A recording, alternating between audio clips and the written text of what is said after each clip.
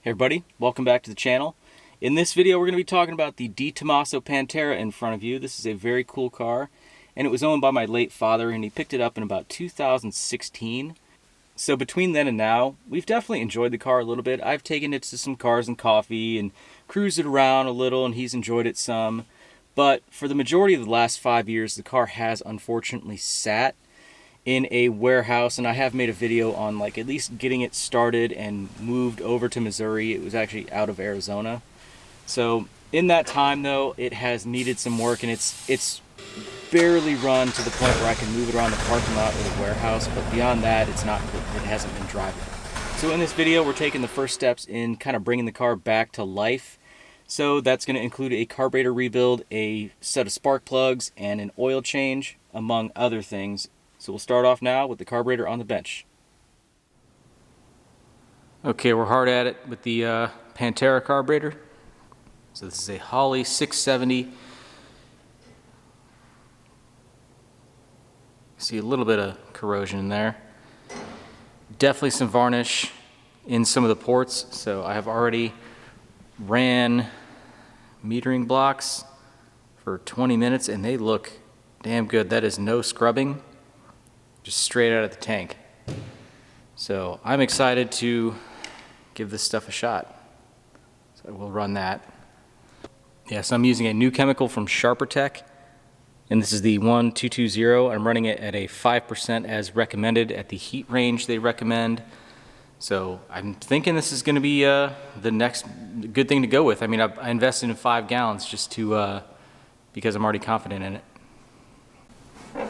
Okay. Yeah, I think this is the winning chemical.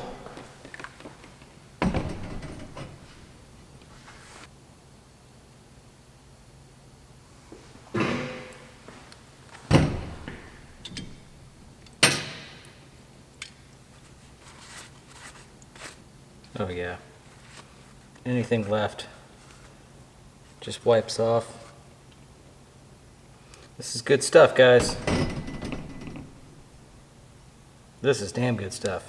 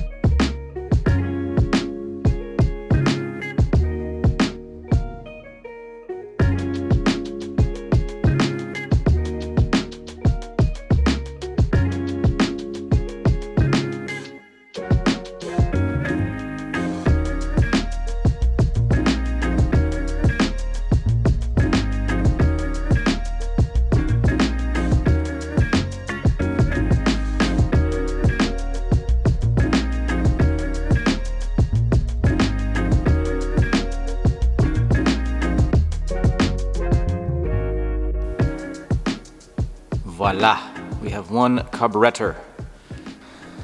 Kept a few parts here, you know, some gaskets and O-rings we don't need, and then, you know, keeping the fuel filters, why not? So, gonna go ahead and get this thing back on the car, and then while we're at it, we'll change the plugs and get this thing fired up, get it warmed up, and then change the oil. All right, well, I just did the plugs in this thing. Left side, easy peasy.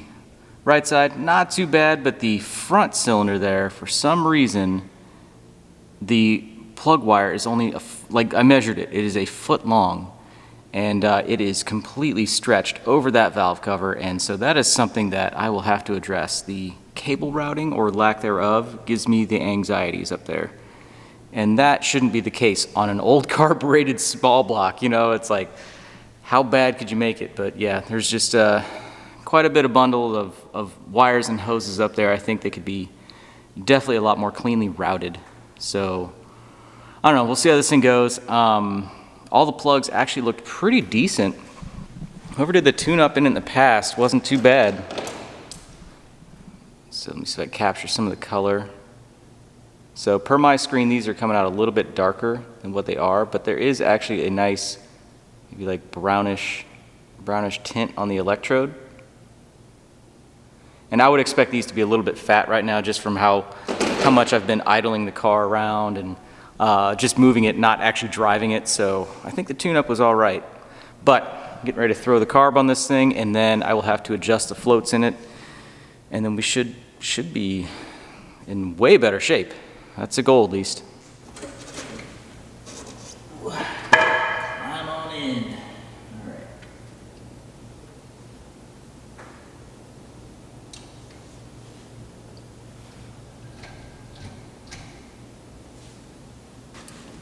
Oh, gosh.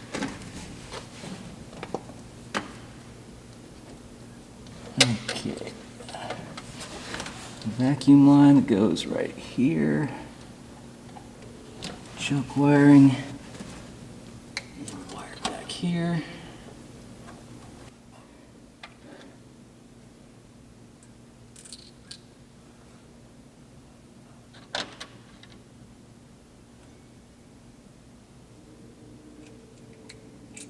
I always want to try to remember, around, not over. My friend Scott told me that one. I'm sure whoever came up with that one learned a nice lesson.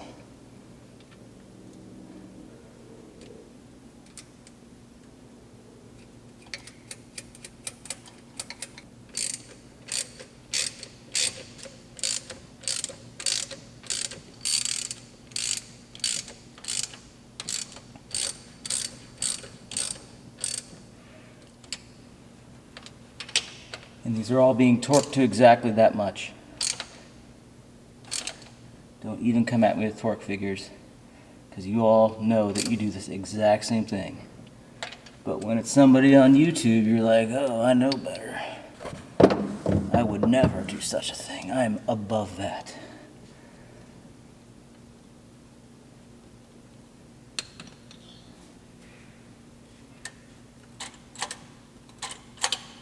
Okay. Choke plate works. Secondaries work. Okay, time to put our rail on and then start priming the system.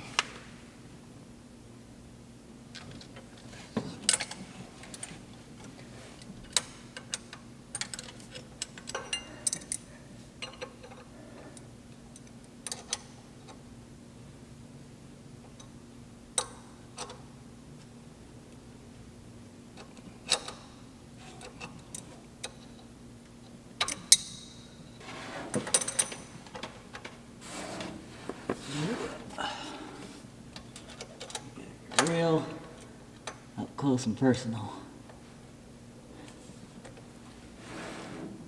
Okay, we're taking a breather.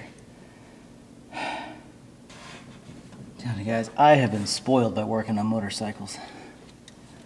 Just have my nice lift and reach through the bike if I need.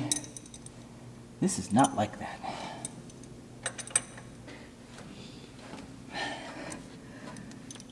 Suffering is over.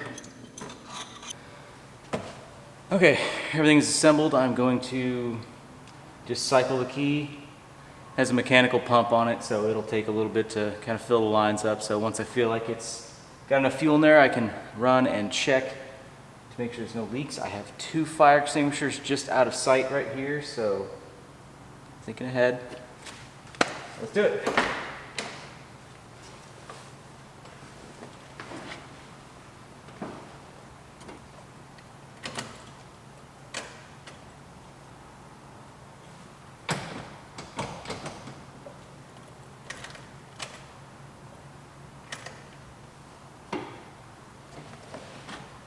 I think the battery's dead. Of course. I just put my multimeter on the battery. 0.2 volts. 0.2? Never had a problem with this thing. Like, the battery's been replaced, but this thing has sat without a tender for a week and a half at the most. 0.2 volts. Damn it. Okay, I just threw my lithium battery, it's actually a motorcycle battery, on this thing, so. See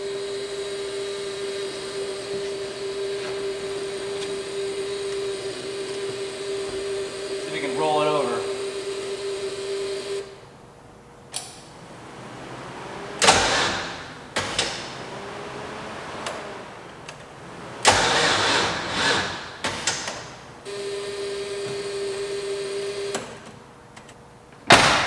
Now we know. Well, damn it. This thing definitely has enough power to roll over the Porsche, which is fine, but obviously a large old V8 with huge length of battery cables, just couldn't do it. Okay, it's the next day. I did go ahead and put a battery in this thing, and apparently that thing was from 2012, so 11 years. You know what? That ain't bad. I was going through some receipts for the car, and it seems like that makes sense. So, can't be too mad.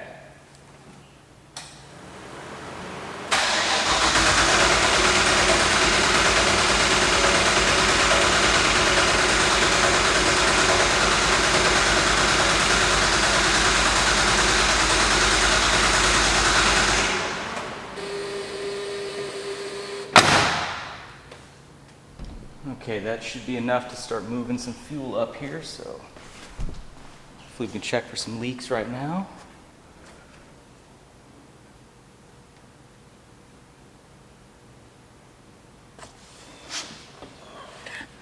Just can't reach anything in here. So shortly after this is when I officially lost my sanity with the car. I didn't record anything because I was just so frustrated, but what was happening was the fuel was just dumping out of the vents as I was rolling the car over. And it was causing a fire hazard, so it just took a long time to get the floats unstuck and then set correctly. And then after that, I let the car sit overnight, planning to drive it the next day, and it killed the battery again. So there was some kind of parasitic drain in this car that I had to diagnose, which we'll have to work on eventually. But anyway, that brings us up to right now.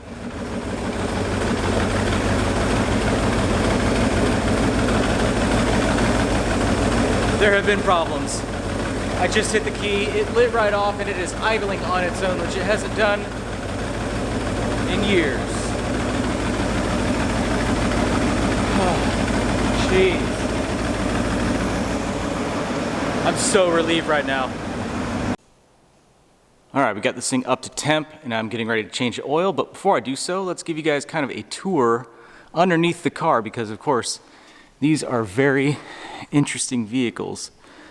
So, a lot of square tubing. This one is a later model car. You can see there's a lot of undercoating in it, which was added, and then of course like maybe some drains in the actual rails and stuff like that. That is a kind of a must with some Panteras. They are notorious for rusting in certain areas. So, you see our big old oil pan down there, and the cooling system. We have big old copper pipes running all the way to the front to the radiator. Down here, this particular car, we've added a fuel shutoff valve. I have already done a new fuel pump and filter. We have our good old FL1A, easily accessible. Drain pan, drain bolt on the pan, easily accessible. Other than that, this is a very clean car.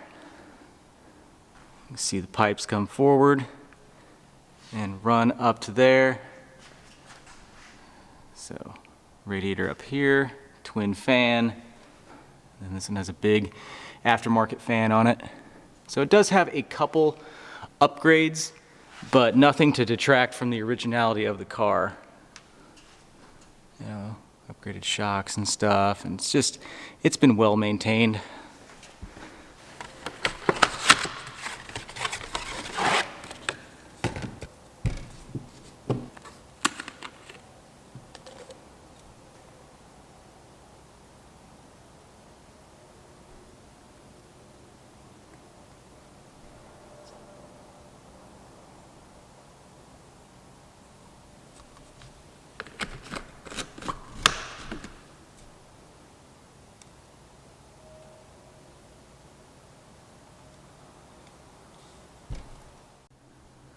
Okay, we got the oil changed. Really couldn't film anything because there's nowhere to set the camera.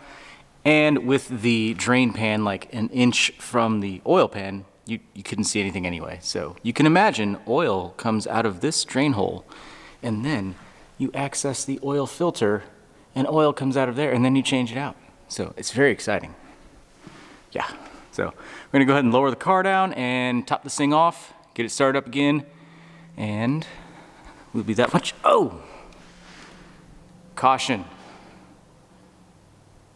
Noggins.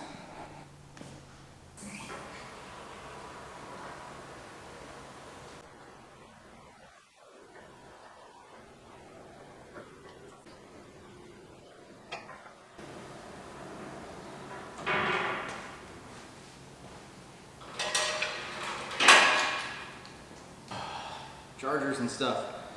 I know the Porsche is going to need a battery at some point, unless it also has some kind of parasitic drain in it, and I'm already thinking I'm probably going to step this one up, just go straight away to lithium ion and save like 30 pounds or so. That would be awesome.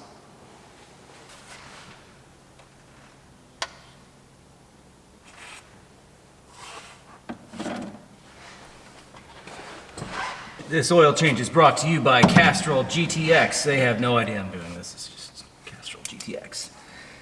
I find it kind of hard to find. Allow myself to introduce myself. A traditional oil in some of the oil sections. Something that's just a regular mineral oil. I'm also doing a zinc additive in this thing. That's what I had done before.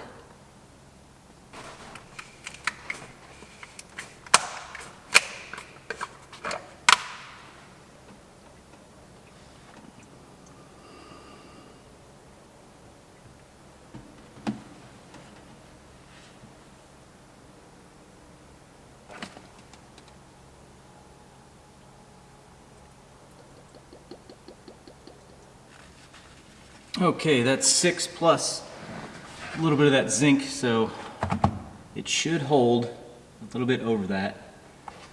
So I have another quart here, but I'll go ahead and do the old fire it up, circulate some oil, let it run for 30 seconds, maybe a little bit longer. Shut it down, give it 2 minutes, check it again.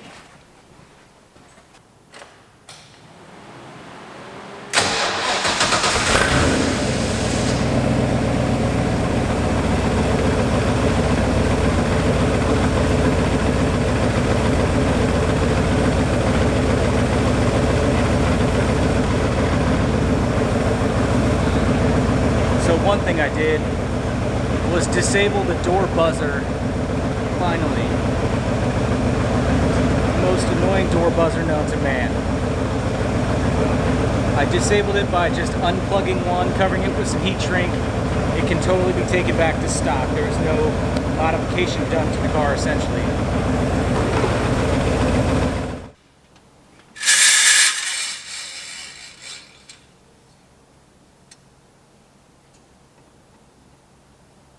Another half quart, maybe a quart. We'll be good. It really is amazing how when something doesn't cooperate with you, you just want to light it on fire. But when it runs, it becomes very enjoyable. There's still a lot of things I worry about on this car. does make a little bit of a noise, 1500 RPM or so. I'm hoping it's just a lifter that's maybe not bleeding all the way up or something. I have to go back through and look at some of the paperwork to see exactly what lifters it has in it, because I do believe they are hydraulic. So I can't remember if they're hydraulic flat tappet or hydraulic roller. I know this thing had a conversion done at some point. In case you guys didn't know, this thing is actually a 408 cubic inch. So it has a scat crank and like probe pistons, and it's 10.9 to 1 compression. And it has the 2V heads on it. They're still 351 Cleveland, but this was put together by the previous owner to kind of be very torque happy and just easier to drive and cruise instead of the factory setup. So my dad actually had another Pantera, but that one had a 470 cube big block in it. It made 640 horse, and that thing was an animal. So the only other time I've driven a Pantera that was stock, though, was just around a parking lot. So I can't really say what this feels like compared to a stock one. But being a stroker crank, obviously you're going to have that increase in torque, so it should feel different. They wouldn't have done it if it didn't. But I know it was done right. It was actually on the dyno. I'll take a picture of that. I'll put it up now just to see just for funsies, you know. Perfect. Okay.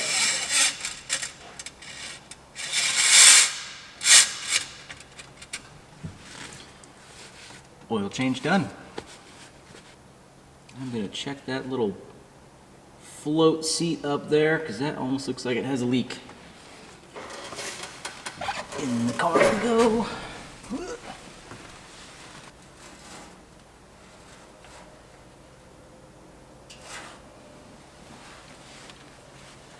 Now that it's shut off, though, I could recheck my floats.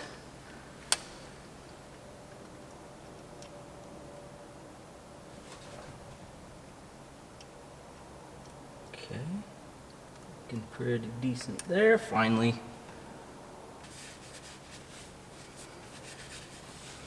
You know, at this point, I think my cologne must be V-Power.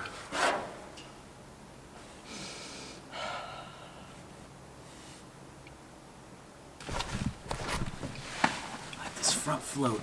It's just awkward enough. I have to get way in here to get my arm up here in a good position. Perfect. I think we did it. Clean the carb, or rebuild the carb, I should say. New plugs, oil change. We added one BJ power. Yeah. Okay. Now it's ready to drive. And the weather has gone from 80 degrees when we started filming this video, which was yesterday, to now it's like 42 outside and raining. It's going to get down in the teens maybe in the next couple days. So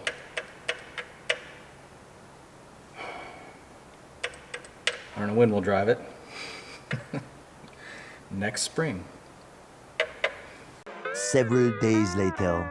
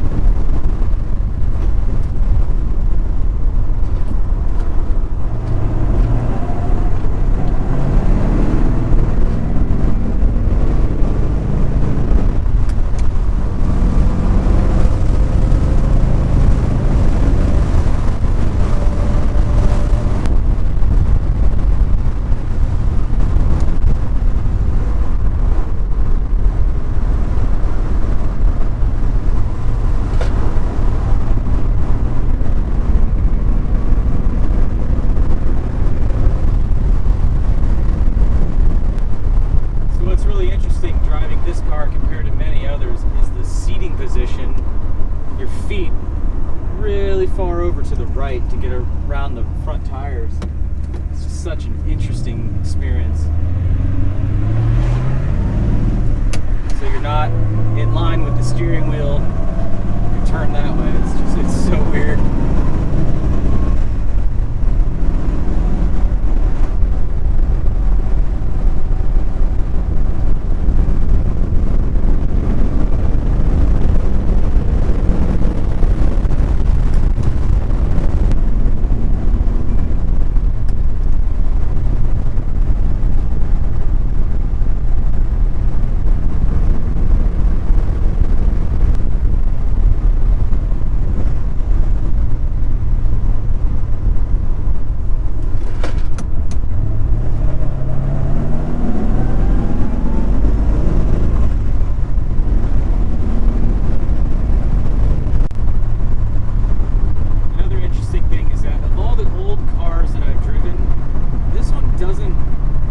Give me the feeling of it being like an old car and how tight and sorted it is. It actually, to me, it handles fantastic. Nothing feels loose on it. The steering feels great. The brakes feel fantastic. Overall, it really is an enjoyable drive.